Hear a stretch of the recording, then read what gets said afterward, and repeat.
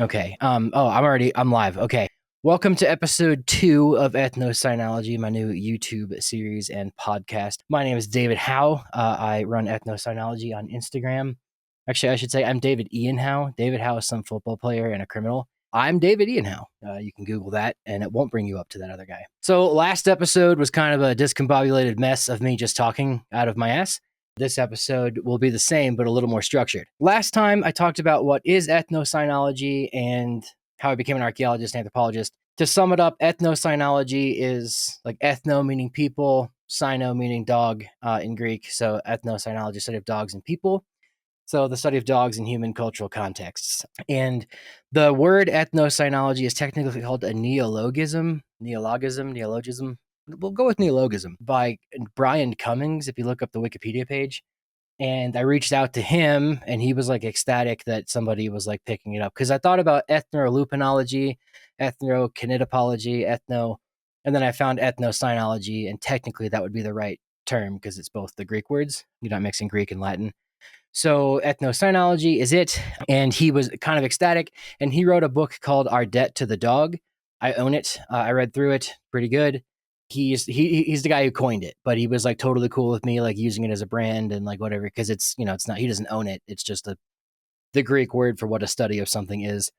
And ology, it's like jitsu or like ninjutsu, jujitsu in Japanese is like, I think it means extension of the hand or something like that. But like in the same term, like ology in Greek is like study of. So like extension of that. So that was irrelevant to say, but I just always found that interesting that those are similar. But anything with ology is like the study of. So ethnocynology, ethno, study of people and dogs. Yeah, and last episode, in the discombobulated fashion, I tried to explain how I got into this, which was I always liked the clashing of cultures, with the Spanish arriving in the Americas, the French, the English. I always liked military stuff or like weaponry. I always liked that stuff. So when I took an anthro class and found stone tools, hunter-gatherer, like ecology, how hunter-gatherers operate, hunter-gatherer warfare, stone technology versus, Iron Age technology or gunpowder age technology, found that interesting. But I always liked dogs, and I didn't get into this last time, but my aunt growing up was a veterinarian on Long Island, and she always had like many different dogs. Some she fostered that she was taking care of at the vet place. Some she like were her own dogs. Some she just like found. There was also, I got to see a lion cub when I was a kid because she had one. Someone just dropped it off at the vet place and was like, take care of this. So I saw a lion cub as a kid. Iguanas. We had a kinkajou, which is not a Pikachu and not a chew that has, I'm not going to say that one. It is like a jungle creature. That's all I can describe it as. And it escaped the cage, crawled around the house, and bit my uncle's ear, like clean, not off, but like took a big chunk out. He had to get stitches.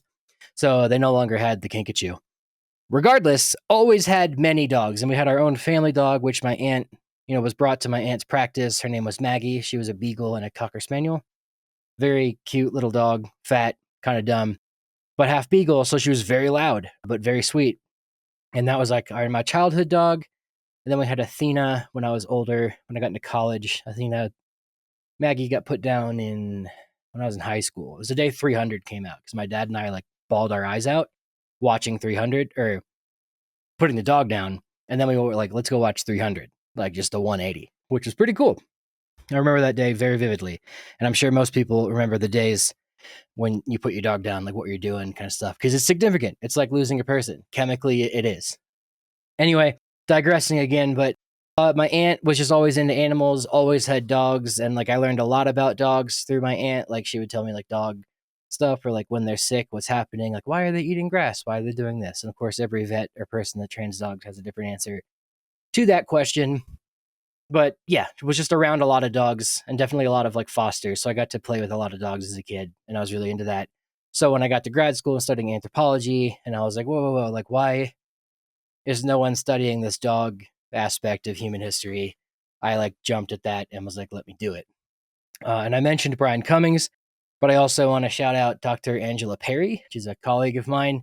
She's like the dog black belt in dog archaeology because she is American, but she went overseas to the UK, got a Marie Curie scholarship, worked at Max Planck, and does dog genetics. And in the last 10 years, genetics has really advanced archaeology and our understanding of the past. And she was like smart as hell and applied that to dogs. And I talked about this in the lecture, and I talked about this in a post the other day, but you can't study indigenous human remains here in the States. It's against the law. It's a federal thing called NAGPRA, which is the Native American Graves Protection and Repatriation Act. And our scientists aren't allowed to examine, exhume, or like do any testing to indigenous remains. So it's hard to learn about the physiology of people back then, or like understanding what their isotopes are, which is essentially chemical registers in your bones that tell us what you were eating and things like that. So you can do that though through studying dogs, because if there were dogs at the site eating the same kind of stuff as the people, maybe eating their feces or just their trash, got a good glimpse of what dogs were eating, and that gets you a good glimpse of what people are eating. But she's a genius. I met her in Rome. I went to a conference called Dogs Past and Present, which was the first annual conference, is what it was called, or the first annual. I think it was first annual conference. Hasn't happened again, so I guess it wasn't annual. But a friend of mine, Megan Dennison, who's a grad student studying dogs when I was in undergrad, told me about it, and I was like, well, I'm going, and my work paid for it, and I went, and I presented, wrote the presentation on the plane, and didn't think about my fonts not being on their computer. And I gave this presentation to an international audience of people, and they were all like super bright people from like Max Planck and Oxford. And I gave this presentation that had GIFs in it.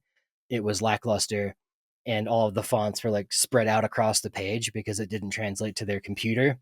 And I speak broken Italian, and I was like I started like, because I do stand up, and I was trying to like, I was the first person to present. So I like was like, all right, I gotta, open the show here. And I just like started with a line in Italian, and no one laughed. It was bad. So I repeated it, and still no one laughed. And I literally not facetiously said, is this on? Because like I thought maybe they just didn't hear me. And the lady in Italian was like, we just didn't understand you, or in English, which was brutal. And then I gave the presentation, and it was essentially saying like, I'm really interested in dogs, and a lot of people are. And if you're watching this on the live stream, that people are in the chat here. You're probably interested in dogs or my facial hair, one or the other, or just me fucking up here. But yeah, I was saying that, and I was like, if all these dog papers are coming out in Nature and in archaeological sciences and antiquity and American antiquity, why don't we just make a large dog journal where like all of the cool dog archaeology and science and dog behavior studies get put? And I don't think that exists yet. It's probably on me to make that. I'm not going to do it, but trademark, if you want to do that, you let me know.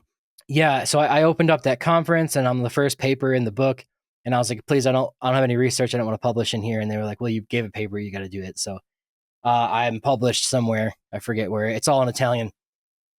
Yeah. So, and I forgot, donde in Spanish is like where, and dove in Italian is like where, but I kept saying done, and I was like asking her where like the USB thing goes, and done just means like woman. So this lady was trying to help me put the stick into the computer. I kept going done, and she just, all she heard was me in an American accent going woman, and it was awkward. But that was my first international conference, and I was supposed to stay for all of it because it was 8 to 5 every day, but it was Rome, and I was like, well, I'm getting paid to be here. I'm going to go eat pizza. I'm going to eat some carbonara. I'm going to go see the Colosseum. But these American dudes outside the Colosseum were like, it's not worth it. So I didn't waste my money. To the Sistine Chapel, I went to the Vatican museums, which were spectacular. I went to the Capitoline Museum. It was amazing. I got a private photographer dude. Took me around Rome. He does like photography stuff. And like we just talked about photography and like showed me how to take pictures on my new camera and stuff. But anyway, it was fun. Got some pictures. Took me on like a private tour of Rome. That was really cool. Digressing, a lot of the stuff in Rome, though, there were dog statues everywhere. And I talked about this in the lecture, and I'm sure if you've heard my podcast, you've heard me say this before, but there's dogs, like greyhound statues all over the place. It was a sign of like royalty, and it was a sign of wealth if you could afford like a greyhound from specifically Egypt, but I think there's Italian greyhounds too. So even back then, like Rome was like, high society back then. So a lot of people showed their wealth through dogs. And that's something where the Victorian era is where like a lot of those teacup breeds came from, and a lot of like those fancy, what you think of the kennel club kind of dogs. And that was like people showing their status through having these fancy dogs. And that's like kind of a more recent thing. in history with dogs, and you can see that genetically and just through paintings, because if you look at Greece and Rome and China, there's dog paintings like everywhere. Mexico as well. Let's see. I'm going to take a pause here and look at the questions I've got, if anyone has asked any. I'll save them for the end. Nomad joined. Nice shirt. Thank you, dude. It's your shirt. Do you think we will ever see a reconstruction of the Salish Bulldogs? People ask me about Salish Bulldogs constantly. I know nothing about them. I need to work on that. Maybe I'll do an episode on that where I can, like, in real time learn that and study it, because those are the ones where they use the dog's wool to make like clothing out of, right, and blankets and stuff. I would like to learn more about that myself. Let's see. I'm gonna scroll a bit here. Do you study Neanderthals or humans, Neanderthal interactions? So I superficially know that, because you have to learn about Neanderthals and you have to learn about ancient humans in, the past. Like, you have to take a paleoanthropology class, you have to take a bioanthropology class. So you do learn about like the different hominids and stuff. So I know about it. I would say like more than the average person, but that's not my focus. So I don't actually, I should be looking at this camera. So I don't look it up every day and follow like the latest stuff. But yes, I do know quite a bit about that. I would say superficially. Someone has to see my feet. That's going to have to stop. Nomad, let's see. He has studied me in nature. I have. That man who said that taught me how to flint knap, by the way, and he made this shirt. Let's see. I'll go back to where I was going. If you're published in my book. I'm in a book? Cool. I think I just talked about that. Cool. I don't see anything. Opinion on the Backerwall herding dog from northern India subcontinent. I have not heard about it. You drop me some stuff in the chat about that. We can talk about that later. Anyway, back to where I was going. So Angela Perri, I met her in Rome. Anything that comes out by Dr. Angela Perri, check it out, because it's like top-notch dog archaeology and genetics. So how did I get here, for the people listening? Like I said, I did hunter-gatherers and stone tools in grad school, and most of my papers had to do with dogs. That sound in the background is my dog chugging water like a camel, by the way, which camels evolved in the Americas and left to Asia. People didn't know that. Llamas are also camels. I learned that in school. So like my thesis, I talked about this last time. It's more fundable and just more doable, especially at a hunter-gatherer and Paleo-Indian school, to study lithics and stone tools. Lithics is the Greek word for stone tools. So I did that, but my term papers and stuff all had to do with dog research. So all of that, my linguistic paper, my cultural paper, my bio paper, and my archaeology paper actually didn't have to do with dogs, ironically. But all of that combined turned into my big lecture that I gave, and a lot of the lecture ones that I give here on Instagram. And my cultural one, I looked through a bunch of like indigenous myths, looking through which ones mention dogs. And like the way you do this though is you go to the library, and like the school library website, every university has this. And I just go to, this is kind of inductive reasoning, or deductive reasoning, I should say. We can do a whole episode on like doing research, but looked up dog plus indigenous plus ethnography plus, and I looked for like every instance of like indigenous ethnographies of indigenous people referencing dogs, and then you get the call number, tell a librarian, hey, I want to borrow this book. And if they don't have it, they order it, or they send you the PDF. And I did that. My dog is over there on the floor if you guys want to see him. What's up, bro? Let's see. So I did that, found all those books, and that became my term papers. And I did a lot of snooping around through like other university stuff, and I had friends send me things from other. Yeah, there's my dog. He's right there. What's up, bro? He's chilling. He doesn't like that there's a skull right here. Actually, he probably would like to chew on it, to be honest. Doesn't care if it's a dog. What would you consider my favorite dog breed? Definitely German Shepherds, hands down. I had a Beagle. I had a Brittany Spaniel, or like the Cocker Spaniel mix, whatever the hell she was. Then I had a Lab. I had many different retrievers in my life as a kid, like golden retrievers. And I would say Shepherds. It's just a different dog. It's a different animal. I would consider it different than a dog. It's a German Shepherd. It's much cooler to me. But I'll go back to any kind of dog for real. Before I lose topic of what I was doing, I did all those term papers. I made the dog lecture out of that, essentially. And let's see. That was linguistic. That turned into the lecture. And then when I left grad school, I ended up working for the Army Corps of Engineers through New South Associates, which is a archaeology firm in the South. And I was a collections manager, and I did collections management through all of grad school. That was like my job, which is essentially working behind the scenes in a museum or a collections management facility. Not to go too in the weeds on that, but anything excavated on private land is federally required to be housed in a federal facility and protected by whatever agency is doing it. So if it's the Forest Service or the Bureau of Land Management, the BLM, some of the state stuff, anything, they can pay to have a federal repository house that material and take care of it and like in a climate controlled facility and things like that. And I did that for the Army Corps. So anything that was excavated on Army Corps property, which is a lot of stuff to do with rivers and lakes and dams that the Army Corps runs, anything that did that in the South came into my jurisdiction at that lab.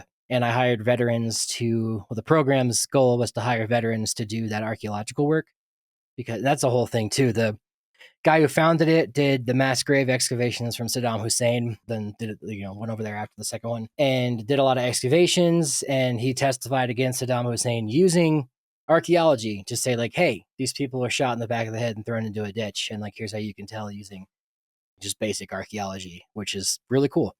Unfortunate for them. That's not cool, but you know what I'm saying? And a lot of the soldiers he worked with were like, bro, what do I do when I get back? And he was like, I have an idea, because there's so many archaeological collections that need work. So we would hire vets to do that work, and didn't see any dogs come through my facility, which was boring, but a lot of bears. Cherokee had a lot of reverence for bears, and they harvested the bear fat and things like that. Bear fat is very good. I've had it recently. I actually haven't eaten bear before, but anyway, that was that job. But I would come home from work not being in grad school anymore. And in grad school, you're like, it's like whipped into you every day that you have to be working on something. You have to be studying. You have to be working on this paper. You need to be doing research, or you need to be going to functions through the department and stuff. It's a kid screaming in the background. Sorry. Neighbors playing, by the way, and it's not a problem. And I would come home and freak out that I had no homework. I had no paper. I had nothing to do. So you think alien species also have a similar relationship with a dog type? Absolutely. If there is a predator out there, like a cat or a dog type thing, it has definitely interacted with some intelligent, upright bipedal being like us, 100%. But yeah, it's totally speculative. I get you there. For the people listening, that was something coming up in the chat. So I'd come home and not have anything to do, and I couldn't just sit there and play video games. And I was in a new city. I didn't have any friends there yet. I had friends I could play with online and stuff and talk to and text, but no one I knew. So rather than sit there and play video games all night, after work, and then wake up and do the next thing or the same thing the next day, I ended up writing all this stuff down on Instagram, because I hadn't used Instagram too much before. And this was 2018, 2019, 2018, 2019. And that was when Instagram was all writing. And I would just write out these nice posts, and it kind of gained, I don't want to say a following. It gained popularity within my academic community and that network and my other friends. And then because it was, dog related, just strangers popped in, and I did some in Spanish, which then I could target the ads and stuff to Mexico and Spain. And that brought in more people, which is how that whole thing came up. And it just grew and grew. And then in 2020, TikTok kind of popped off. And that's when I hopped on the TikTok and started doing the skits and talking about dogs and stuff. And that blew up. I went 100,000 subscribers or followers on TikTok within a few months, which was crazy. I wasn't used to that. I don't like using TikTok. I still don't. And then Instagram, what I would do is read the posts from Instagram and do them in video format on TikTok. And then when Instagram started competing with TikTok to do more videos, that's when Instagram really took off for me, because I could do both formats. And then once I did that lecture in 2022, I spent the summer out here digging that Clovis site. And I would post videos from that every day, and that just blew up. And then I gave that lecture, I gave it November, edited and posted it in January. And that that's 500,000 views on TikTok or YouTube, I think more now. And blew up. I cut that into reels and I cut the lecture. I started editing the whole lecture into cuts, what would look good on Instagram, quick little snippets. And then I put that into the entire lecture. It was all in order in the lecture, but tested it out on Instagram. And if a bunch of people were like, that's actually not wrong because of XYZ, I was then able in the lecture to put a note being like, actually, this is wrong. And I just completely misspoke and didn't know what I was talking about. So that was handy. I'm going to take a deep breath here. We're good. So, yeah, COVID really did it because I was just inside by myself through 2020, just like with nothing to do. And I just would post. And like, I think a lot of us went a little nuts on social media in 2020 and it just like did really well. I remember doing one that was like about the George Floyd protests. Like I talked about, dogs and police dogs and the use in like the civil rights movement and like, how it wasn't great. And that like did numbers. And I felt weird profiting off that, but it was like also information that like it was relevant for me to post. And it was, I think cool to discuss at that time. And that got like a lot of people either hating at me for it or like being like, hell yeah, do it, dude. And like that's stuff like that happens too. So you learn quickly, like half the people are going to hate what you post, the other half aren't. But either way, it's going to make engagement and then you get bigger. So that there's a little tidbit there. Let's see. Any other questions here? Are breeds a modern dog thing or has it always been like that? I kind of talked about this in the beginning of the episode, but yes, the way we see breeds now is definitely more of a modern thing. Back then, it was just like you had different dogs that did different things. Or like the dogs in Egypt look like this versus the dogs in China. And like I'm sure people traded dogs for sure in Greece and Rome. Dogs were like a traded commodity. And I bet there's a genetic study on that. I can look into that. I know for a fact there's some in the Paleolithic. You can track dogs being traded across great distances. Is there a particular difference I assume share between breeds and species? All dogs are the same species. They are Canis lupus familiaris, so a subspecies of the wolf. I think people used to classify them as different, and you could do like subspecies. You'd be like, this is Canis lupus familiaris Labrador if you wanted to, but get to know the weeds. And I talked about this last episode, and I'll dedicate a whole episode to this. Species is just a spectrum, and it's like a social construct that we apply to that spectrum with words. Yeah, that's how this kind of took off. And I know people listening now are probably like, well, why don't you just like talk about dog science and stuff like that? I will in the next 2 episodes. I just got to get these first 2 out.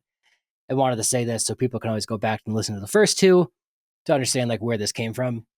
But when I was starting in 2018, 2019, that's when Donnie Dust popped up. And he reached out to me and was like, dude, hell yeah, I love your stuff. And I was like, I love your stuff. We became good friends, worked together, like flew out and I did, oh, I'm so sorry. That was a big thing on this thing. I did a Life in Ruins podcast with my 2 colleagues, Connor John and then Carlton Gover. Carlton Gover has another podcast on the network called Plains Archaeology, Plains Anthropology, Plains Archaeology podcast. There you go. He's indigenous. He does Pawnee oral tradition, history, and archaeology. And we did a Life in Ruins together where we interviewed different researchers and grad students about their work and what they do. And I met Donnie Dust through that. We did a podcast with him.